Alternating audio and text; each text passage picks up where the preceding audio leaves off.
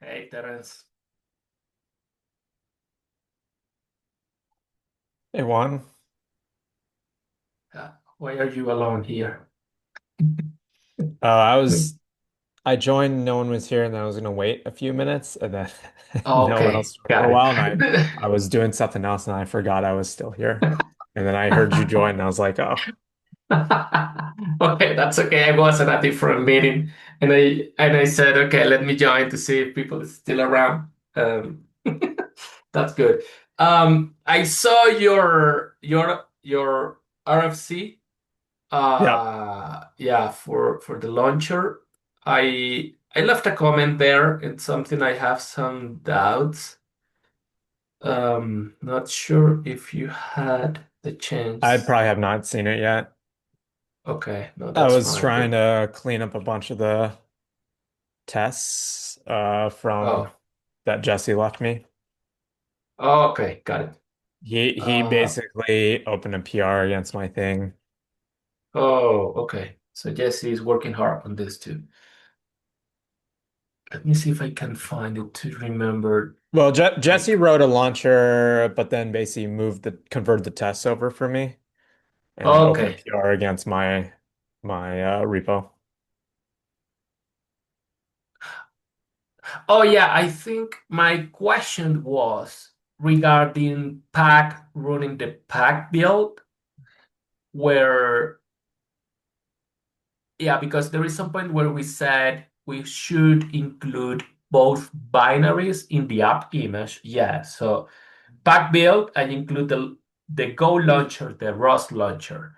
Then on runtime, the app developer could set the environment variable to use the Rust launcher. And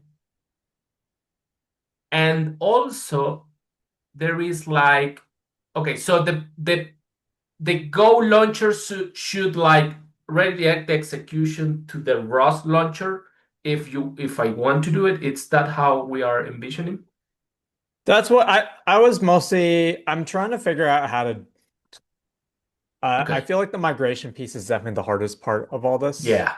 Okay. Obviously, I think you can sort out the other pieces because I think like everything else is relatively simple. Yeah. Yeah. And so the migration piece is, I think, the part that is going to require the most discussion. Jesse's Okay. opinion is that we should just wholesale replace and have no period of time. He's just like Okay. we should major version release and just like not deal with dual binaries.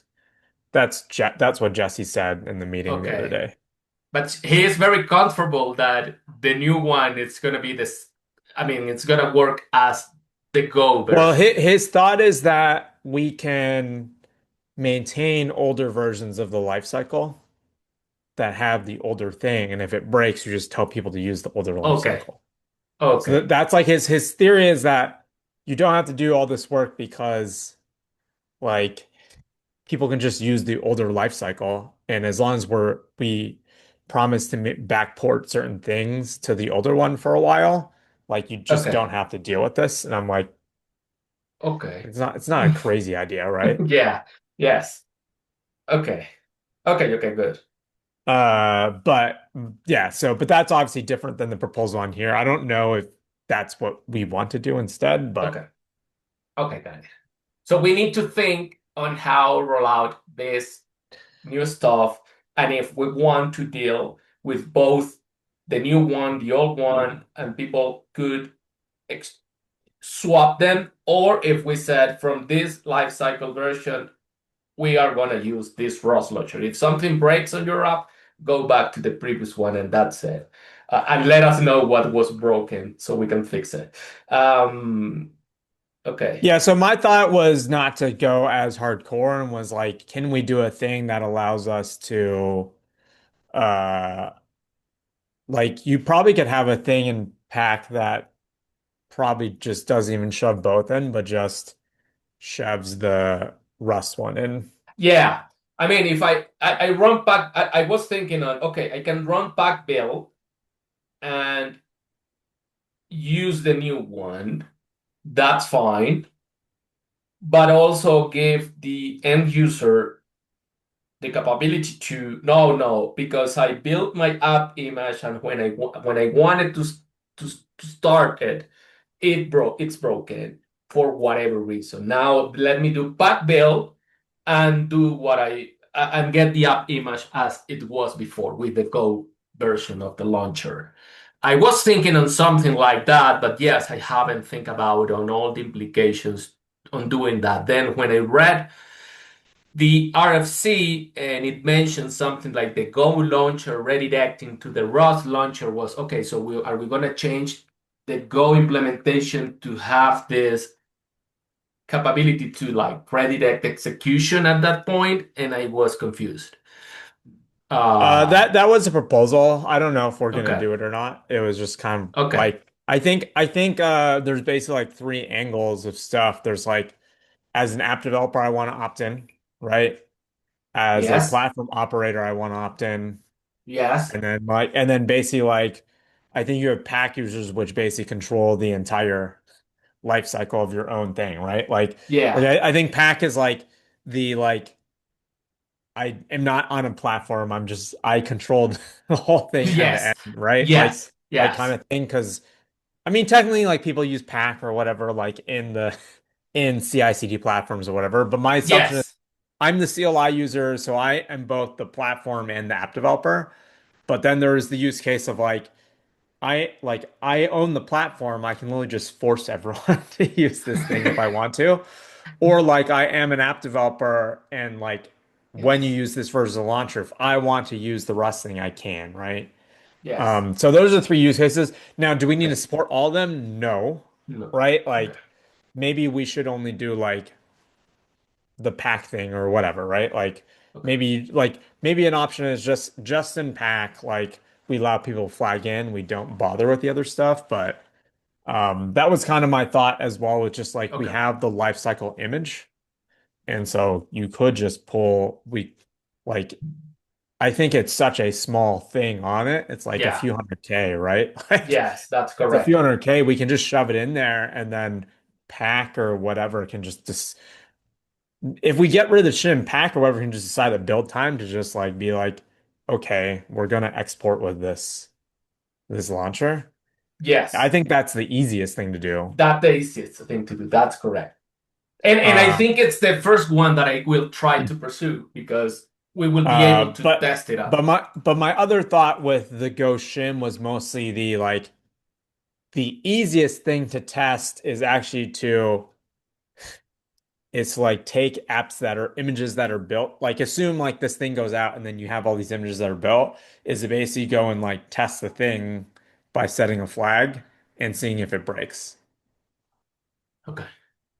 Right. But Yes. like I don't know if because then it's like I don't have to do a new build.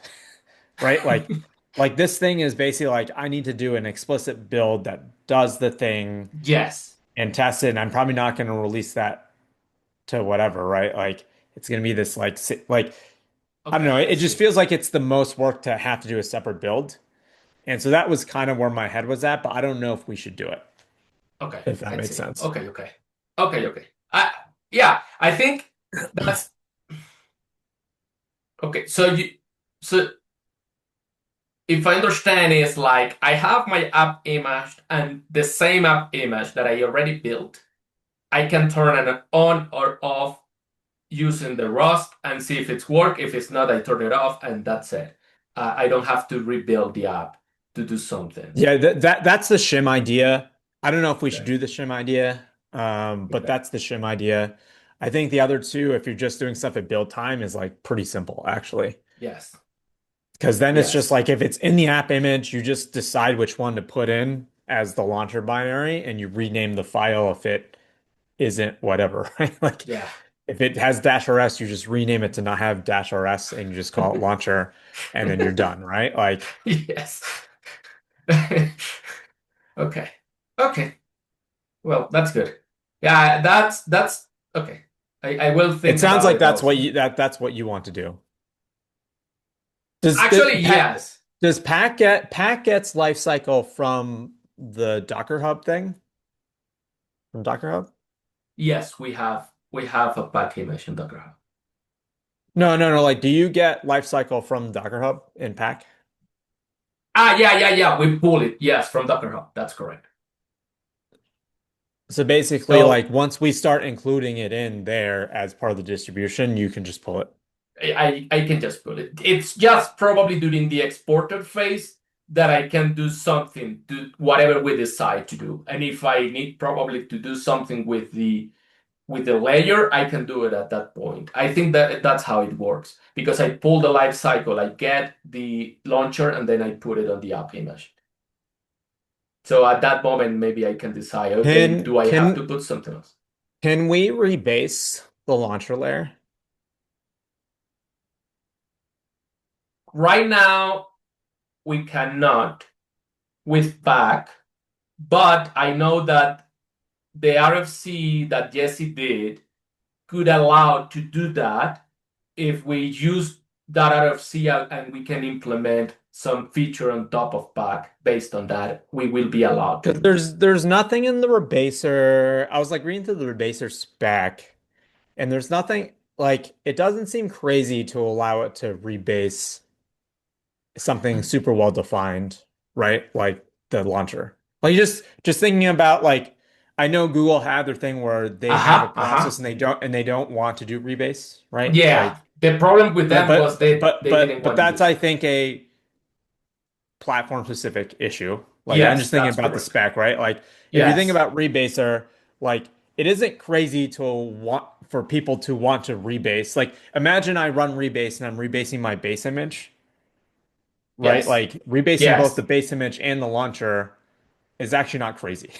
Right? No, Like, no, no, no, not at all. And I think I left a comment on that RFC from Google where I yeah, said, yeah, but you left that comment. we can do this with the previous work that Jesse did. Yeah, The so problem for Google was the other one. yeah, so but I'm wondering even for this RFC, like, do we allow people like you could rebase the launcher to use the Rust one as a thing?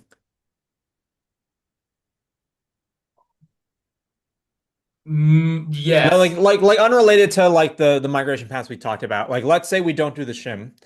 Like I could go and easily it's like a it's like a half a second operation, right? Like or it's yes, like a that's super correct. fast operation. So I could go replace my launcher with the Rust one and Yes, we could support that within pack very easily, yes. potentially, right? And then like that's a way for me to really easily test. And if it doesn't work, you just rebase You, it back, right? yes, Like I think we can let I would like to like take a and look on the on that and that layer to see what that else we have. yeah. Be- Um because I know the rebasser layer has the executable, no, the launcher layer has the executable, and then there are some TOML files and stuff. In theory, that shouldn't change, right? But I don't yes. know. I do not remember if there is something else that how we can guarantee that we are not going to break something. You But might I have to think we rebuild can. the layer or whatever as part of it with the new. Maybe I do not. I need to take a look on that. But I think that's a good idea. Yes, because we can release the launcher and then just give it a try doing that and see if the application doesn't break.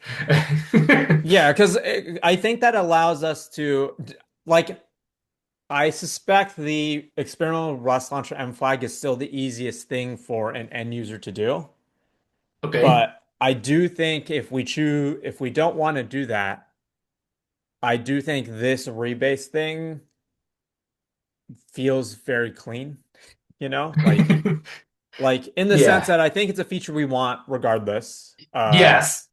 And then Yes. two, building on top of it, like I think will it allows you to almost as easily test the thing. You can just build a new image of the thing, run it without having to like do an entire build, right? Yes. Yes. Makes sense. Okay. Yeah. Yeah. I will take a look on that, and maybe I will leave a comment on the RFC to propose also that approach. And yes, as you said, because I remember that Daniel Mikusa mentioned, yes, I need this thing. If you do this thing, we will it will help us on the Paquero side and to Yeah. make our life easier. So if we can like solve both issues, just doing that, I believe is something we can pursue to do it. Awesome. Cool. Great. Okay. Yeah. I mean, I'm excited for how small the launcher is. It's like it It's like just 3 a few megs down Ks, to right? yeah, it's like 700K versus 2.9 Okay. megs or something. Okay. And when you compress Great. it, it gets when you compress it in the tarball, it's like down to like 300K. But you managed to run something with it? Yeah, and it was fine? Yeah, I mean, there's definitely some broken tests in the sense that like like I use Claude or not Claude, I use Uh-huh. Gemini to help me write some of the stuff. And Uh-huh. basically it didn't do a perfect one-to-one translation of some of the error messages. Okay. So I'm Ah, like okay. I'm definitely like going through and like if you expect a drop-in replacement, it's not perfect right now, but it functionally passes all the acceptance tests in lifecycle. But But lifecycle you, isn't thorough on error messages and stuff on the yeah. acceptance tests, and that's handled in a lot of the unit tests. So Jesse basically ported a bunch of the launcher unit tests for me Yeah. in Rust and PR'd.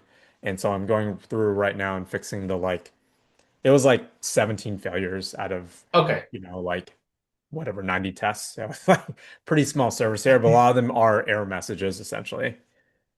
Okay, okay, okay. Got it. But I mean, you haven't like put that executable into an app image and run the app image to see if No, no, the not yet. okay, okay. I'm going to the next thing I need to do on that PR is put it in so Pack runs I think there's a thing Uh-huh. with Pack acceptance tests in the life cycle in addition to the life cycle Yes. acceptance tests. Yes, And so yes.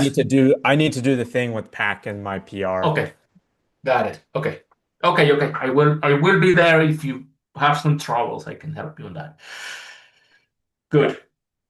But Nice. I think once we do that, like should feel pretty okay about it, you know? And then obviously like we should try it for real, but I think once we have this stuff, it should be much easier to then do it. And then the thought then becomes it's a separate repo, like the RFC said, and then we'll Yes. just bundle it as part of the kind of distribution. Yes. Okay. Awesome. I don't know, I'm Okay. excited. I feel like I asked for this like 6 years ago, and Steven and everyone was kind of like, it's not a crazy idea. And then we never just did it because it's like a bunch of work to Yes, it's a it's a bunch of bunch work of to get the work. de like it's not Yeah. hard to do the thing. It's a bunch of work to get the details correct. And Yes. because the other challenge is like so much of life cycle is built around Goisms because it's built in Go for like the Uh-huh. behavior of how like regex parsing works or how like it does certain things. So then in the Uh-huh. Rust implementation, you basically have to like re you can't always use like Rust standard library to do the thing because it has to work like it doesn't go. So you basically have to like manually implement like how string split Okay. works and stuff. Okay. And so there's Got it. like it's not a ton of that, but there's like a few places where in the spec we like basically were like it behaves like Go, whatever. And it was just like, okay, well that means you now have to implement that thing by hand because you're not in Go, Yes. right? Yeah, yeah. And at the end of the day, you need like someone who knows both, right? Because need to go there, understand how it works and go, and then no, no, no. In Rose it's like this, so let me do it. So it's yes, it's a work at the end that it has to be like very meticulous, very detailed, as Yeah, you yeah, said. very meticulous. And Yes. I think that's hard to do as a human. I think it's Yeah. hard to do as an AI even, like the AI will hallucinate and miss things. And so I Yeah. think actually having that exhaustive test suite will be very helpful. Yeah. Yeah. Yeah. That's correct.